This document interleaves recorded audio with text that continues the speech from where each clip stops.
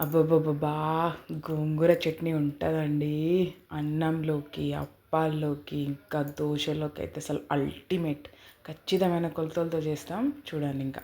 150 grams of గోంగూర ఆకులు అంటే ఒక 2 పెద్ద కట్టలు తీసుకొని, నీట్‌గా కడుక్కొని, నీట్‌గా ఆరబెట్టుకోవాలి. ఎలాగంటే ఒక పెద్ద క్లాత్ ఏసుకొని ఫ్యాన్ కింద 2 అవర్స్ వరకి ఆరబెట్టుకోవాలి.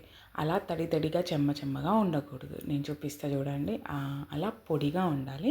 ఇలా పొడిగా ఉన్న ఆకులు మనము వేయించుకొని మిక్సీ పట్టుకొని స్టోర్ చేస్తే ఫ్రిడ్జ్‌లో 30 డేస్ వరకు కూడా అది ఖరాబ్ అవ్వదు.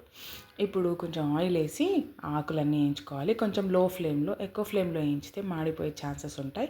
ఆయిల్ అలా ఎక్స్ట్రాక్ట్ అయ్యాక స్టవ్ ఆర్పేసి పక్కన పెట్టుకోవాలి. ఒక ఎల్లిపాయ తీసుకోవాలి అండ్ వీటి కోసం 30 ఎండుమిర్చి తీసుకొని అవి వేయించుకొని బ్రౌన్ కలర్ వచ్చినాక తీసుకొని చల్లార్చుకోవాలి. ఇప్పుడు వేయించిన జీలకర్ర, ఇందాక తీసిన ఎల్లిపాయలు, ఒక టేబుల్ స్పూన్ ఆఫ్ సాల్ట్, ఇందాక వేయించుకున్న ఎండుమిర్చి, ఇవన్నీ కలిపి ఫస్ట్ మిక్సీ చేయాలి. ఒక 2 సార్లు తిప్పగానే ఇది పొడి పొడిగా అవుతుంది.